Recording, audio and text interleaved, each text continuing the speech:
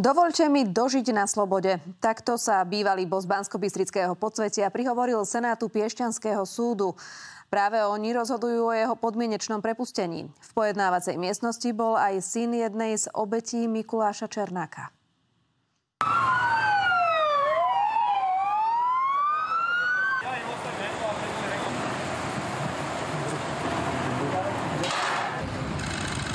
Pán Černák, myslíte si, že patríte na slobodu? Po tom všetko, čo máte za sebou? Čo by ste robili na slobode? 27. rok je za mrežami. Odpikáva si doživotný trest za množstvo zločinov. Mikuláš Černák je ale podľa pedagógov z Leopoldovskej väznice pripravený viesť na slobode riadny život. Prešiel mnohými programami, ktoré mu majú pomôcť všetko zvládať a nevrátiť sa k páchaniu trestnej činnosti.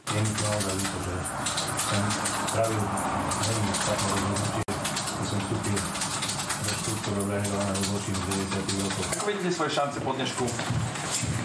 Som sa rodil, som nenarodil, som vyrastal v zdravej a slušnej rodine. Svedectvá o Mikulášovi Černákovi podali Senátu priamo tí, ktorí s ním roky v ústave pracujú. Opísali, čím všetkým si prešiel a aj to, ako sa vysporiadava so svojou temnou minulosťou. Sám tvrdí, že sa hanbí za to, čo napáchal a prosí o odpustenie rodiny a blízkych svojich obetí. V pojednávacej miestnosti sa priamo takto prihovoril a ospravedlnil aj synovi Petra Novotného alias Tigra, ktorého rozstrieľali v aute ešte v roku 1997. Bola to naša nezmyselná vojna, nedá sa to vrátiť späť a preto som sa snažil pracovať na sebe. Čo vám to počúvalo, to jeho ospravedlnenie? Už som to počul veľakrát, lebo už som bol na viacerých tých súdoch. Zaujímalo ma, ako to dopadne. Na súd prišla aj Černáková priateľka Monika, s ktorou tvoria pár podľa jeho slov 11 rokov. Bývalý boss popísal, aké má vízie na slobode.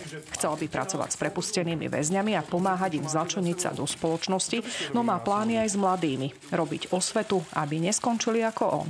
My si samotné správanie odsúdeného, ako aj tú prognózu do budúcnosti vyhodnocujeme sami. Veríme v to, že súd rozhodne zákonne a teda, že rozhodne o tom podmienečnom prepustení. Rozhodovanie o Mikulášovi Černákovi odročil predseda Senátu na neurčito. Teraz ho budú skúmať znalci z oblasti psychológie a psychiatrie.